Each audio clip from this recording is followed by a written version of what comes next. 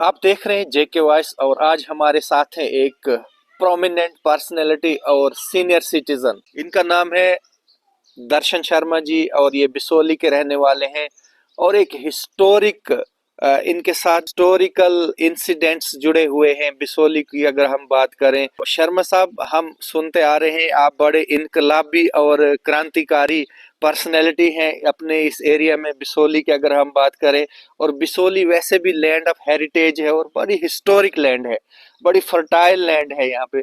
Sir, school का एक incident हमने सुना कि आपने वहां मरण व्रत रखा था, उसके बारे में हम शुरुआत करते हैं आपसे। हाँ। डॉक्टर साहब, ये बड़ी पुरानी कहानी। अब तो मैं बूढ़ा आदमी हो गया हूँ। बड़ा ओल्ड एज में, जब कोई 20 साल का उम्र थी मेरी, तो एक बार मैं जब कॉलेज पढ़ता था तो हाई स्कूल होता था।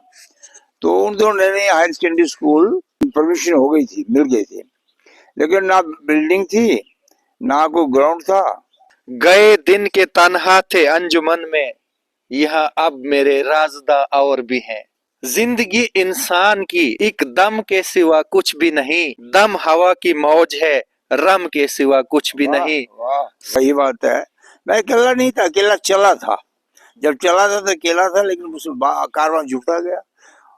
तो जब लाठीचार्ज हुआ तो उसके बाद पुलिस ज्यादा अलर्ट हो गई। ऊपर से इंस्ट्रक्शन इनको आ गई कि इसको उठा दो यहाँ से। 11 सितंबर 1967 शाम के कोई 4 बजे मेरे पास एक सीआईडी ऑफिसर आता है। तो मेरे पास एक वो लड़का रखा था लोगों ने कि इनके पास किसी को जाने नहीं देना, ताकि कोई कोई जहर ना इसको खिला दे या कोई उठा कर न ले जाए। तो वो लड़का कहता कोई एक सीआईडी अफसर आया, आपसे मिलना चाहता है। मैं कहा आने दो, कोई बात नहीं। आए वो, उनका जनाब देखिए मैं आपके साथ हूँ, ये बड़ी जायज डिमांड है आपकी, लेकर मैं एक इन्फॉर्मेशन देना चाहता हूँ कि आज रात को गवर्नमेंट उठा लेगी आपको, और ऑर्डर हो गया है। पुलिस स्पेशल आ रही है कठुआ से, वो उठाकर आपको ले जाएंगे। जो ये बात क्या कर वो चला गया, तो मैंने 2-4 लड़के बुलाए। मैंने कहा ऐसी सी बात है, तो कोई बात नहीं, उठा कर ले जाएगा। नहीं नहीं, वो कहना क्यों उठाएंगे महाराज जी। उन्होंने शहर में शोर डाल दिया। तो 4 बजे की बात है, 7 बजते बजते कोई 150 के लगभग मेरे एक्स सर्विसमैन थे, जो शिकारी लोग थे, उन्होंने बंदूकें ली और वो रामला ग्राउंड में आ गए। उस रात कम से कम 300 आदमी बंदूकें लेकर, और कोई 1000 आदमी सोया वहां पर। इतना लोगों में जोश, क्या देखेंगे हम कैसे उठाते हैं ये। तो मतलब एजिटेशन जो है वो कोई मेरे कारण नहीं सफल हुई, एजिटेशन लोगों के कारण सफल हुई। शुरुआत मैंने की थी, लेकिन मैं बड़ा शुक्रगुजार हूँ लोगों का, पब्लिक में, क्योंकि मैंने भी जज्बात में आकर स्टेप ले लिया मरम्मत का। और उसके बाद मुझे परसों आपको बताऊँ, 1-2 महीने में लगातार बिस्तर पर पड़ा रहा। मुझे मतलब इतनी कमजोरी हो गई, चल नहीं सकता था मैं। और 2 महीने के बाद मुझे धीरे धीरे फिर मैं चंडीगढ़ ले गया, वहां मेरा सिस्टम ही सारा अपसेट हो गया था। लेकिन सर, वो आपकी कमजोरी उस वक्त की हजारों बच्चों के लिए एक बाइसे तालीम बना। वहाँ साइंस भी है और आज modern higher secondary district Kathua में पहले नंबर पे है। True life is for other service. Sir, जिस तरह से आपने उस वक्त सेक्रीफाइस किया और आज लोग जो है, बच्चे जो है, नेशन बिल्डर्स हैं, ब्लूमिंग बर्ड्स ऑफ नेशन है, आज वो तालीम हासिल कर रहे हैं। इससे बड़ जो है वो काम क्या हो सकता है। बिल्कुल बट साहब, मैं बड़ा शुक्रगुजार हूँ बच्चों का भी।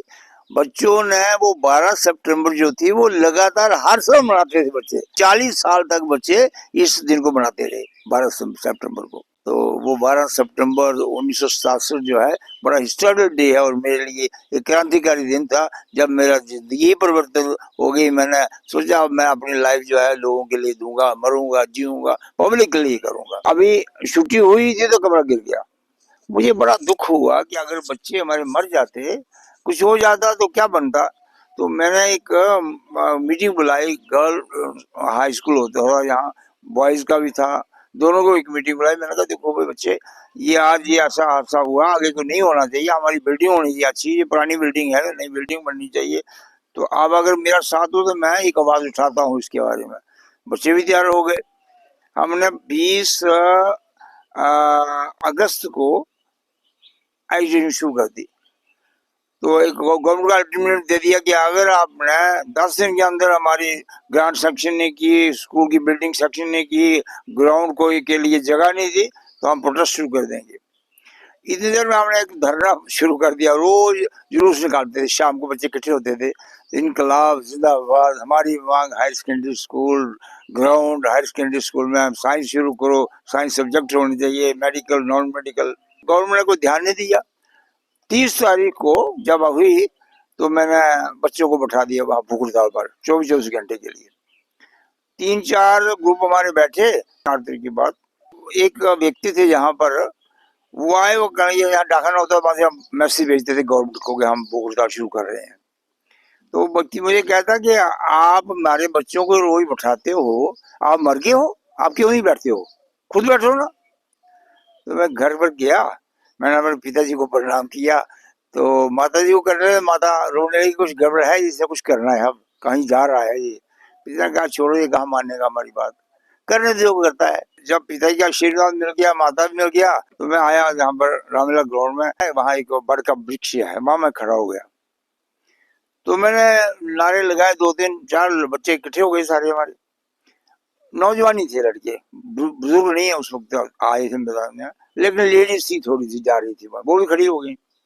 मैंने उनको कहा मैं आज से मरम्मत शुरू कर रहा हूँ, अगर हायर सेकेंडरी स्कूल की बिल्डिंग बन गई, स्कूल के लिए इन्होंने कोई जमीन खरीद ली और यहाँ पर साइंस शुरू कर देंगे, तो मैं वापस लूंगा। गर्ल्स हाई स्कूल में साइंस सब्जेक्ट नहीं होते थे, तो हम गर्ल्स के हाई स्कूल में साइंस सब्जेक्ट शुरू किए जाए, हायर सेकेंडरी में मेडिकल नॉन मेडिकल सब सब्जेक्ट शुरू हो जाए।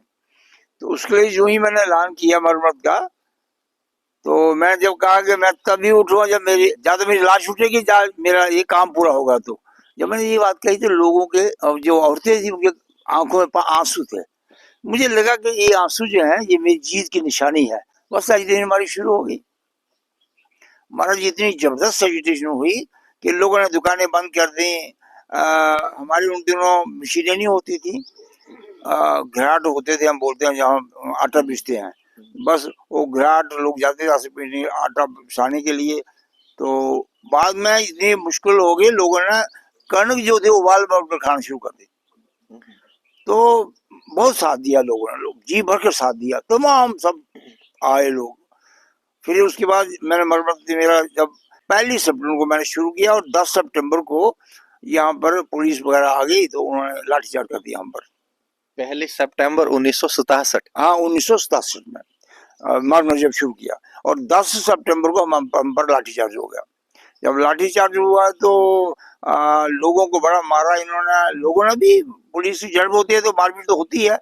उस वक्त भी लाठीचार्ज होता था, जैसे आज तो हम देख रहे हैं कि ऑन कैमरा भी लाठीचार्ज होता है। लेकिन उस वक्त ऐसी बात थी ना, लोगों में जोश पड़ा था, लोगों ने पुलिस वालों को भी पीटा था, तो पुलिस वालों ने लोगों को भी पीटा, इसमें कोई शक नहीं है। हमारे कोई कम से कम ज्यादा 50 बच्चे और नौजवान लड़कियां भी थोड़ा उनको चोटें आई, लेकिन पुलिस को भी चोटें आई। देखो ना, जब किसी को दबाया जाए किसी अच्छे काम के लिए, रेजिस्टेंस तो बनती है, फिर रिएक्ट तो करता है इंसान। जब ओवरहेड हो जाए कोई चीज, देखो मारपीट तो कहीं है नहीं, इसके लिए कानूनी कार्रवाई है। यहाँ हम देखते हैं आज दिन के बहुत ज्यादा लाठीचार्ज होता है, लोगों में रिजेंटमेंट होती है, उसमें ज्यादा रेजिस्टेंस बढ़ जाती है, ना कि पीसफुल एटमॉस्फेयर एग्जिस्टेंस होती है। तो महाराज जी आप ठीक कह रहे हैं, जब ऐसा वाकया हुआ थोड़ी सी लोगों में डिप्रेशन सी आई हुई थी, लेकिन तो लोग, जब कुछ लोग बुजुर्ग आ गए फिर वहां, तो कई कहने लगे नहीं जी बंद कर देना चाहिए, बच्चे भी हमारे घायल हुए हैं, कुछ कुछ कहें कोई।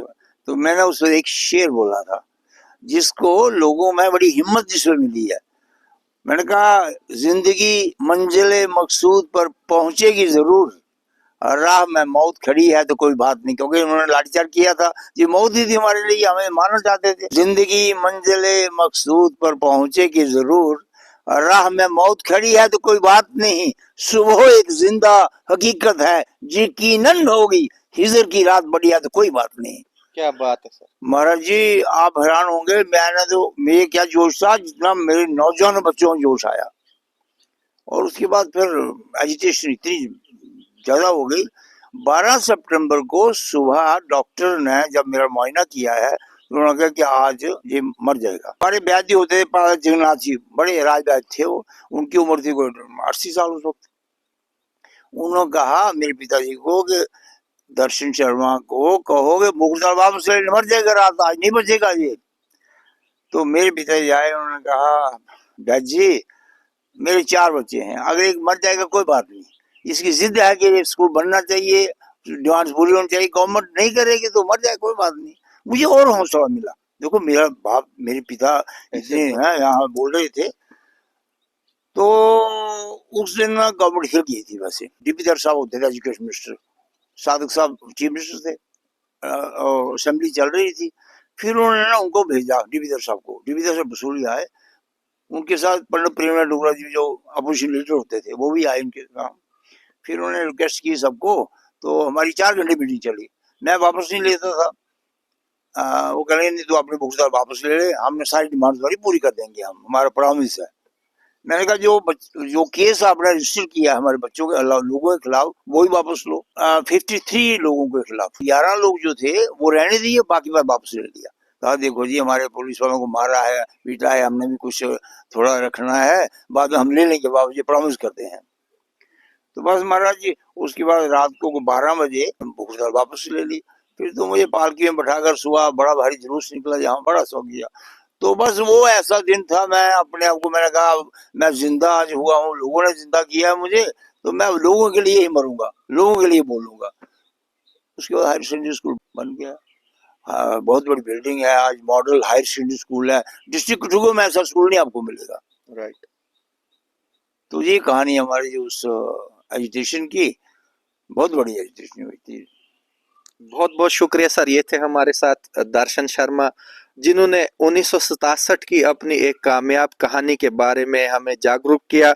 और ये एक इंस्पिरेशन है उन नौजवान लोगों के लिए जो क्रांतिकारी हैं, जो कंस्ट्रक्टिव माइंडसेट रखते हैं और जो डेवलपमेंट को लेकर और सोसाइटी का वेलफेयर को लेकर जो है वो आगे बढ़ना चाहते हैं और कामयाबी पाना चाहते हैं। ये डेडिकेशन हम दर्शन शर्मा से सीखते हैं।